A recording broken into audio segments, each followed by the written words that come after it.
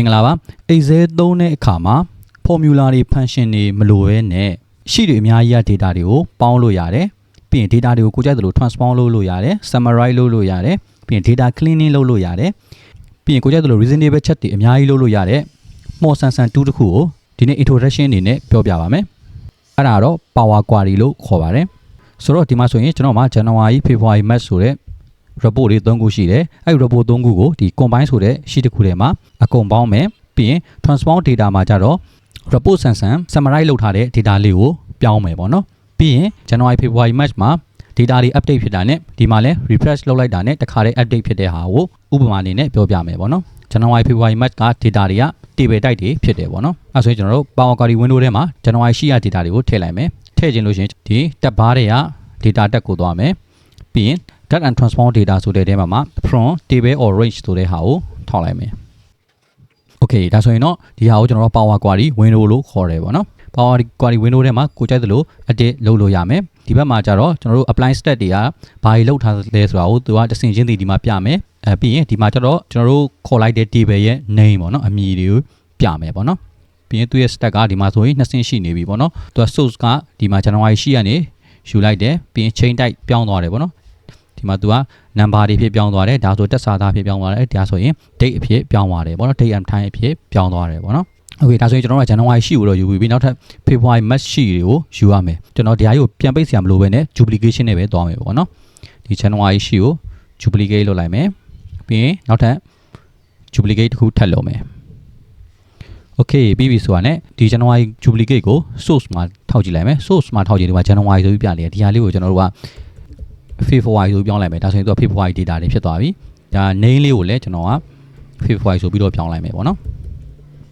အဲဆိုရင်ကျွန်တော်ဒီဟာကိုလည်း match ဖြစ်ပြောင်းမယ်ပေါ့နော်source data မှာသွားမယ်ပြီးရင် MAR လို့ပြောင်းလိုက်တာနဲ့သူက match data တွေဝင်လာပြီ name လေးကိုလည်း match data ဖြစ်သွားမယ်ပေါ့နော် Okay ဒါဆိုရင်ဒီဘက်မှာလည်းကျွန်တော်တို့ query ရဲ့ name တွေက January February March ဖြစ်သွားပြီဒါဆိုရင်ကျွန်တော်တို့ကဒီ table လေးတွေကိုထပ်လိုက်မယ်ပေါ့နော်ထပ်လိုက်မယ်ဆိုရင်ကျွန်တော်တို့ combine query တစ်ခုအနေနဲ့ရတယ်ပေါ့နော် table တွေကိုထပ်ချင်တယ်ဆိုလို့ရှိရင်တော့ကျွန်တော်တို့က append query လို့ခေါ်တယ်ပေါ့နော်ဒီမှာဆိုရင်ဒီ query window ထဲမှာပဲ home tab ဒီ combine group ထဲမှာကျွန်တော် append query table တွေကိုတစ်ခုထပ်မယ်ကျွန်တော်တို့က append query ရှိပြီးသား detail ကိုထပ်မှာလားဒါမှမဟုတ် new အနေနဲ့ထပ်မှာလားဆိုကျွန်တော် new အနေနဲ့ထပ်လိုက်မယ်ပြီးရင်ကျွန်တော်က table 3ခုဖြစ်တဲ့အတွက် 2 or more table ကိုပြောလိုက်မယ်ဒီမှာ match ကရောက်နေဖြစ်တဲ့အတွက် January နဲ့ February ကိုထည့်မယ် February မှာ2ချက်ထောက်လိုက်လို့ရှိရင်ဒီဘက်ကိုရောက်သွားတယ်ပြီးရင် January မှာလည်း2ချက်ထောက်လိုက်ဒါဆိုရင် table 3ခုသလုံးကျွန်တော်တို့ထပ်မယ်ဆိုပြီးတော့ပြောပြီးသွားပြီအဲဆိုရင် okay နေလိုက်မယ် okay ဒါဆိုဒီမှာ append 1ဆိုပြီးတော့သူကပြတယ်ပေါ့နော်ဒီမှာဆိုရင်လည်းကျွန်တော်တို့ data ဒီမှာကြည့်လိုက်လို့ရှိရင်လည်း January February March ရဲ့ data တွေ3ခုလုံးကိုထပ်သွားပြီပေါ့နော်ပြီးရင်ကျွန်တော်တို့ကြိုက်သလို transform လဲလုပ်လို့ရသေးတယ်ပေါ့နော်ဒီမှာဆိုရင်ကျွန်တော်တို့ date and time ဖြစ်နေတယ် date တစ်မျိုးပဲလိုချင်တယ်ဆိုလို့ရှိရင်เนาะဒီမှာ date ဆိုပြီးတော့ချိန်လိုက်မယ် okay ဒါဆိုရင်တော့ကျွန်တော်တို့လိုချင်တဲ့ပုံစံလေးကိုရသွားပြီပေါ့နော်ဒါလေးကိုကြတော့ကျွန်တော် combine ဆိုပြီးတော့ပေးထားခဲ့လိုက်မယ်နာမည်မှာအဲ့ဒီ combine မှာပဲကျွန်တော်ထပ်ပြီးတော့ duplicate လုပ်လိုက်မယ် right click ထောက်ပြီးတော့ duplicate လုပ်တယ်ဒီဟာကိုကြတော့ကျွန်တော်က transform data ပြောင်းလိုက်မယ်ပေါ့နော်Okay ဒီမှာကျတော့ကျွန်တော်ဘာတွေကို transform လုပ်မလဲဘာတွေကို transform လုပ်မလဲဆိုလို့ရှိရင်ကျွန်တော် summarize အနေနဲ့ matrix table ပုံစံမျိုးလုပ်မယ် column က ABCDE အပေါ်က January February March ဆိုတဲ့ summary table လေးလိုချင်တာပေါ့နော် Okay ဒါဆိုရင်ကျွန်တော် quantity column ကိုမလိုချင်ဘူးဒါဆိုဒီ column မှာထောက်မယ်ပြီးရင် right click နှိပ်ပြီးတော့ remove လုပ်လိုက်တာ ਨੇ ဒီပေါ်မှာအဆင့်တစ်ခုထပ်တိုးသွားတယ်ပြီးရင် remove column quantity column ကြီးကပျောက်သွားတယ်ပေါ့နော်ပြီးရင်ကျွန်တော်ကဒီdate တွေပဲတွေကကျွန်တော်ကလတွေပဲလိုချင်တယ် January February March တွေလတွေပဲလိုချင်တယ်ကျန်တဲ့ဒီ1ရက်2ရက်3ရက်တွေဟာတွေကိုမလိုချင်ဘူးဒီ column ကြီးကိုမလိုချင်ဘူးဒီ column ကြီးကပြောင်းသွားချင်တာဖြစ်တဲ့အတွက်ဒီ transform တက်တော့သွားမယ်သူကကျွန်တော်တို့လုပ်လိုက်တဲ့ဒီ column ကပြောင်းသွားမှာဖြစ်တယ်ပေါ့နော်ပြီးရင် transform တက်တွေကဒီ date and time column ထဲမှာဒီ date ဆိုတဲ့ဟာကိုထောက်လိုက်မယ်ပြီးရင် month ပြီးရင် name of month ကိုသွားလိုက်မယ် okay ဒါဆိုရင်တော့ March February ဆိုတဲ့ဟာတွေကိုရသွားပြီပေါ့နော်အဲ့ဒီကြာမှာ date column ကိုထောက်မယ်ပြီးရင် control နဲ့ product column ကိုလည်းထောက်မယ်ပြီးရင် transform ထဲမှာ group by ဆိုတဲ့ဟာလေးရှိရပေါ့နော်ဒီဘက်အဆုံးလေးမှာ group by ဆိုတဲ့ဟာလေးနဲ့နှိပ်လိုက်မယ်ပြီးရင်ကျွန်တော်တို့ကပေါင်းမယ် group လုပ်လိုက်မှာပေါ့နော် date နဲ့ product တွေကိုတူတာတွေကိုကျွန်တော်တို့ group လုပ်မယ်ပြီးရင်ပေါင်းမယ်ဘယ်ဟာကိုပေါင်းမှာလဲဆိုရင်ကျွန်တော် revenue column ကိုပေါင်းပါမယ်တဲ့ column ကိုလည်းကျွန်တော်တို့က revenue ဆိုပြီးတော့ပဲပေးထားခဲ့လိုက်မယ်ပြီးရင် okay နှိပ်လိုက်မယ် okay ဒါဆိုရင်တော့ March ရဲ့ product အရာဒီလောက်ရှိတယ်ပြီးရင် February ရဲ့ product အရာဒီလောက်ရှိတယ်ဆိုပြီးတော့သူက summarize ဖြစ်သွားတယ်ပေါ့နော်ဒါလေးကကျွန်တော်တို့ကanalyze လုပ်ရမှာတော့လွယ်တယ်ဒါပေမဲ့ table view နဲ့ကြည့်ရတာလေးအဆင်ပြေအောင်ပြောင်းလိုက်မယ်ပေါ့နော်ကျွန်တော်ပြောင်းချင်တာဒီ January February March ကိုဒီအပေါ်က column header တွေမှာထားခြင်းနဲ့ပြီးရင် product ABCDE ကြတော့ဒီ bebet row တွေမှာထားခြင်းနဲ့ပေါ့နော်ဒါဆိုရင်ကျွန်တော်တို့က pinboard table ပုံစံမျိုးလုပ်ရမှာဖြစ်တယ်ပေါ့နော်ဒီမှာအဲ့ဒါဆိုရင်ဒီကျွန်တော်တို့ power query မှာပဲ pinboard column ဆိုတာပါတယ်ပေါ့နော် pinboard column လုပ်ချင်တဲ့ column ကိုကျွန်တော် select လုပ်ထားမယ်ဒီ January February March ကိုအပေါ်မှာထားခြင်းတဲ့အတွက်ဒီမှာ select လုပ်ထားခဲ့တယ်ပြီးရင် pinboard column ကိုနှိပ်မယ်ပြီးရင်ကျွန်တော်ရဲ့ value column ကတော့ revenue ဖြစ်ပါတယ်ပေါ့ပြီး okay နှိပ်လိုက် okay ဒါဆိုရင်တော့ product ABCDE နဲ့ဒီမှာ January February March ဆိုပြီးတော့ရသွားပြီပေါ့နော်ဒီမှာ column တွေကိုလည်းကျွန်တော်ကကိုကြိုက်သလိုစီလို့ရတယ်ပေါ့နော်ဒါလေးကိုကျွန်တော်တို့